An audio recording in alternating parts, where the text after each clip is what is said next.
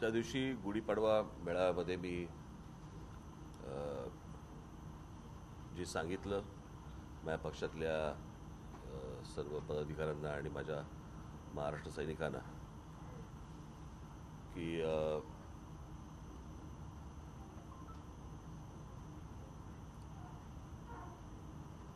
यावेळेस नरेंद्र मोदी यांना आपण पाठिंबा द्यायचा आहे. त्याचं मला असं वाटतं विश्लेषण मी त्या दिवशी ज्या सभेमध्ये मी केलेलं आहे. पहिल्या 5 वर्षातल्या काही गोष्टी ज्या मला पटल्या नाहीत त्याच्या बाबतीत मी जो विरोध करायचा तो विरोधही केला.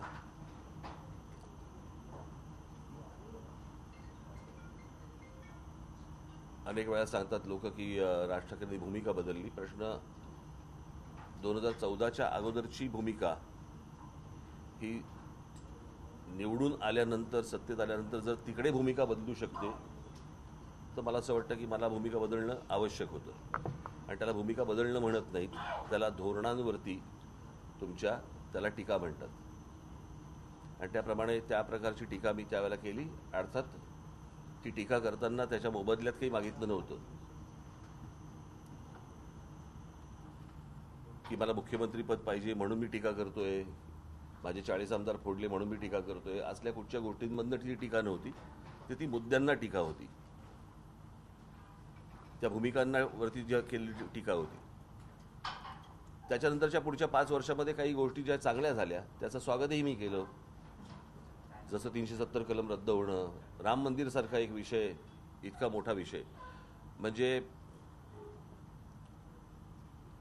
खरं तर राम मंदिर ही गोष्ट आपल्याला काही धर्माच्या आधारावरती राष्ट्र उभं नाही करायचे, परंतु 1992 पासून ते 2024 पर्यंत एक रखडलेली गोष्ट, ज्याच्यामध्ये आजपर्यंत इतक्या कारसेवकांनी ज्यांनी आपली स्वतःची आहुती दिलेली आहे. मला असं वाटतं तेव्हा तुम्ही कोणी तेव्हा नसाल, त्यावेळेला दूरदर्शनवरती काही स्लॉट्स यायचे वेगवेगळ्या काही चॅनल्सचे अर्ध्या तासाचे. त्याच्यामध्ये शरयू नदीमध्ये टाकून दिलेली कारसेवकांची प्रेतं, त्यांना ज्या प्रकारच्या गोळ्या घातल्या गेल्या होत्या त्या आंदोलनामध्ये, जे कारसेवक मारले गेले होते,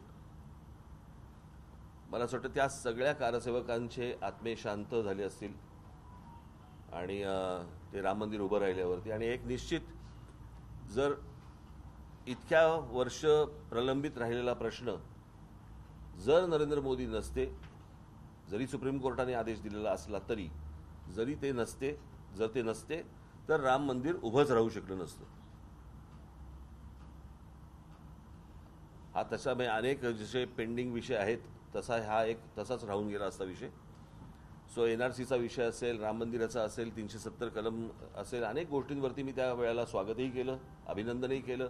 मी स्वतः फोन करून अभिनंदन केलं या गोष्टींचं. काही गोष्टी चांगल्या होताना जेव्हा दिसायला लागतात त्यावेळेला मला असं वाटतं की एका बाजूला एक धडगुजरं कडबोळं आणि एका बाजूला एक खंबीर नेतृत्व, अशा वेळेला पुन्हा त्यांना एकदा संधी देणं हे आवश्यक आहे असं मला वाटलं. आणि म्हणून मी पक्षाने आमच्या ठरवलं की त्यांना नरेंद्र मोदी यांना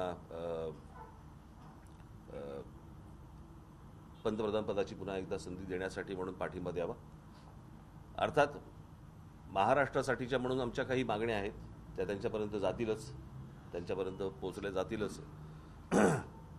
त्याच्यामध्ये मराठी भाषेला अभिजात भाषेचा दर्जा देण्यापासून अनेक गोष्टी आहेत. महाराष्ट्रातल्या गडकिल्ल्यांचं संवर्धन, त्या दिवशी जो तरुणांचा मी विषय केला होता की आता या सगळ्या याच्यामध्ये काही गोष्टी अशा असतात की औद्योगिकदृष्ट्या महाराष्ट्र हा खूप पुढे हरलेला आहेच म्हणजे त्याच्यामध्ये. आणि उद्योगधंद्यांमध्ये किंवा उद्योगपतींना पहिल्या ज्यांना प्रेफरन्स म्हणतो आपण असा वाटणारा हे महाराष्ट्र राज्य हे एकमेव राज्य आहे. आणि माझी अपेक्षा आहे की नरेंद्र मोदी यांनी सर्व राज्य ही त्यांच्या समान अपत्यांसारखी पाहणं आवश्यक आहे, समान मुलांसारखी पाहणं आवश्यक आहे. गुजरात त्यांना प्रिय असणं हे स्वाभाविक आहे, कारण ते गुजरातमधले आहेत, ते गुजराती आहेत. परंतु इतरही राज्यांकडे त्यांनी त्याच प्रकारचं लक्ष या पुढच्या 5 वर्षामध्ये दिलं जाईल अशी माझी अपेक्षा आहे. आणि पुढे कशा प्रकारे त्यांची पावलं पडत आहेत मला असं वाटतं हेही पाहणं तितकंच आवश्यक आहे आणि गरजेचं आहे. परंतु आज मी त्यांना जो पाठिंबा दिलेला आहे त्या पाठिंब्यावरती मी आज पक्षाची इथे पदाधिकाऱ्यांची, आमच्या पक्षाच्या नेत्यांची, आमच्या पक्षाच्या सरचिटणीसांची, महिला आमच्या सगळ्या आलेल्या आहेत त्यांची, पदाधिकाऱ्यांची बैठक आज इथे लावली.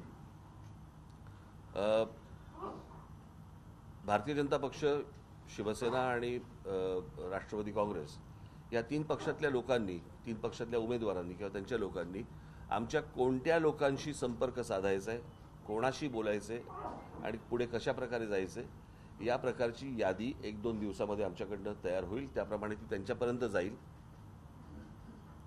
आणि आमच्याही जे पदाधिकारी असतील, माझे जे महाराष्ट्र अधिकारी असतील त्यांनाही ते योग्य मानाने वागवतील अशी माझी अपेक्षा आहे. आणि त्यांनी कोणाशी संपर्क साधायचा आहे, काय करायचं आहे, कारण त्याच्यामध्ये मग घोळ नको की हा आला तो आला असल्या काही गोष्टी नको. त्याच्यामुळे त्यांनाही कळलं पाहिजे की कोणाशी संपर्क साधायचा आहे ज्याच्यातनं आमचे लोक कशा प्रकारे काम करतील आणि पूर्णपणे सहकार्य करायचं आणि पूर्णपणे प्रचार करण्यासाठी म्हणून मी सगळ्यांना सांगितलेलं आहे. परंतु कोणाशी संपर्क साधायचा आहे त्यांनी आमच्या लोकांशी ते आत्ता त्यांना सांगितलं जाईल त्याप्रमाणे संपर्क साधल्यावरतीच प्रत्यक्ष काम सुरू होईल. त्याच्यासाठी आजची बैठक होती ती आत्ताच पार पडली. जनसभाओं को क्या संबोधित करने वाले चुनाव प्रचार के दौरान मी आत्ता मी काही ठरवलं नाही आहे, पुढे बघू. 17 तारीख को सर एक आप लोगों की सभा होने वाली है शिवाजी पार्क में. आमचे बुकिंग असतात, तुम्ही काय पहिल्यांदा बघताय काय? सर इसके अलावा आपने राम मंदिर का मुद्दा सगळ्यांचा ठेका घेतला का तू? बाकीच्यांना बोलू देत. सर तुम्ही जसं तुमच्या पदाधिकाऱ्यांना सूचना दिलेल्या आहेत की सर्व परीनं सहकार्य करायचं, तुम्ही त्यांचा प्रचार करायचा महायुतीचा.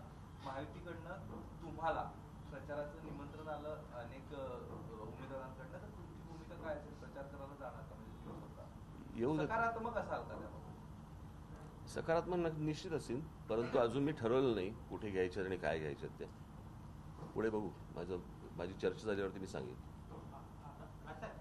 उभाटा सेनाकडून आरोप करण्यात आलेला आहे की आपल्याची कदाचित कुठली एखादी फाईल उघडली असतात म्हणून आपण आपली भूमिका बदलली. त्यावर आपल्या मी आत्ताच माझ्या पदाधिकाऱ्यांना सांगितलं काय असतं, कावेळे झालेले असते ना त्यांना जग पिवळं दिसतं.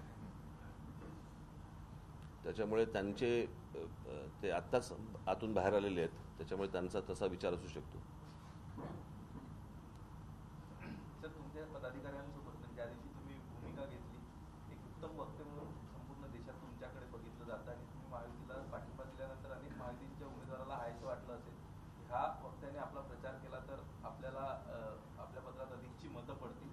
तुमच्या काही पदाधिकाऱ्यांना तसं काही कोणाकडनं आलंय की तुम्हाला गळ घाला तुमच्या सभेची म्हणून एक पदाधिकाऱ्यांनी सांगितलं? असं काय सांगितलं?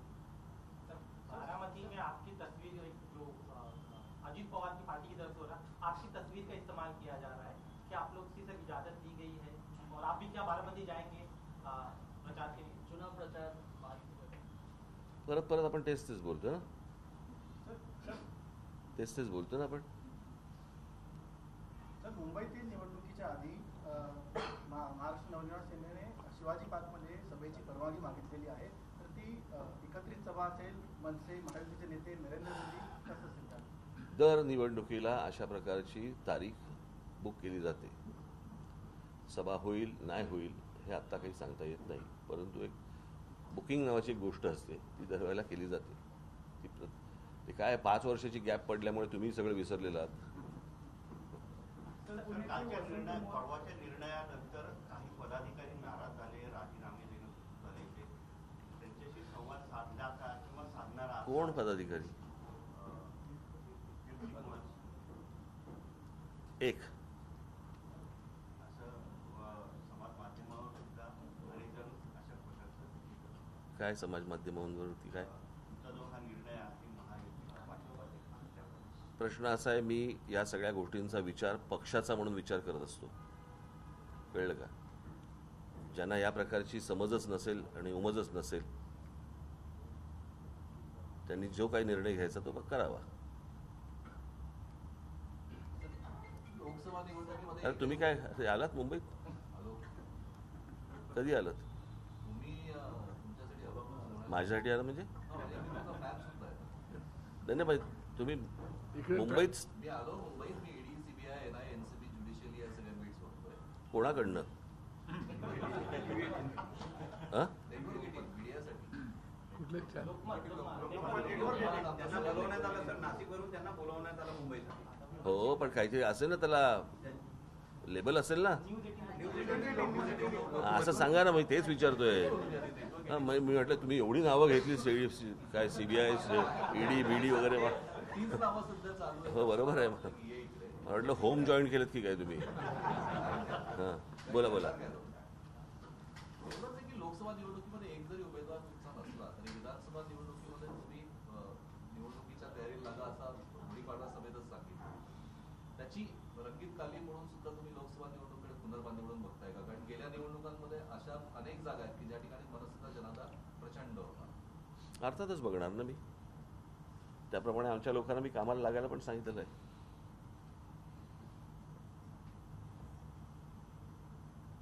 सर, आचारसंहिता वाले जे आहेत त्यांच्यावर तुम्ही त्या दिवशी टीका केली. अलीकडे एक ग्रामीण महाराष्ट्रातून एक बातमी समोर येते की आचारसंहितावाल्यांनी लोककला केंद्र आणि ज्या काही लोककला आहेत त्याच्यावर बंदी आणलेली आहे निवडणुकांचं कारण देत. उन्हाळ्याचा काळ असतो, अनेक ठिकाणी मी तुम्हाला एक गोष्ट सांगू का? जे कोणी बंदी आणतात त्यांना फक्त विचारा आचारसंहितेच्या पुस्तकात कुठे लिहिलेलं आहे. ज्यांना ज्यांना आचारसंहिता म्हणून जिथे जिथे त्रास दिला जातोय तिथे फक्त त्यांना फक्त विचारायला सांगा, जे कोणी अधिकारी येतील त्यांना, हे कुठे लिहिलेलं आहे. मला आचारसंहिता जी माहिती आहे त्याप्रमाणे मी या उमेदवाराला या निशाणीवरती तुम्ही बटण दाबून निवडून द्या, हे जोपर्यंत मी बोलत नाही तोपर्यंत ते कुठच्याही आचारसंहितेच्या खाली येत नाही. कारण अलीकडे लोककला जी आहे ती लोपावर चालली आहे. ते पण लोककलेचा त्याचा काही संबंध नाही आहे. पण त्या लोककलेमधनं जर समजा पक्षाचा प्रचार करणार असतील तर तो विचार करण्यासारखी गोष्ट आहे. कळलं का? तुम्ही लोककलेच्या नावाखाली जर समजा प्रचार होणार असेल तर ते मला नाही वाटत आचारसंहितावाले मान्य करतील, किंवा त्यांना त्या खर्चामध्ये टाकायला सांगा. काल उद्धव ठाकरे यांनी पालघरमध्ये सांगितले की महाराष्ट्रात मोदीचा सिक्का नाही चालणार, आमचा सिक्का चालणार आहे. ठाकरे आणि पवार चल आपण भेटू.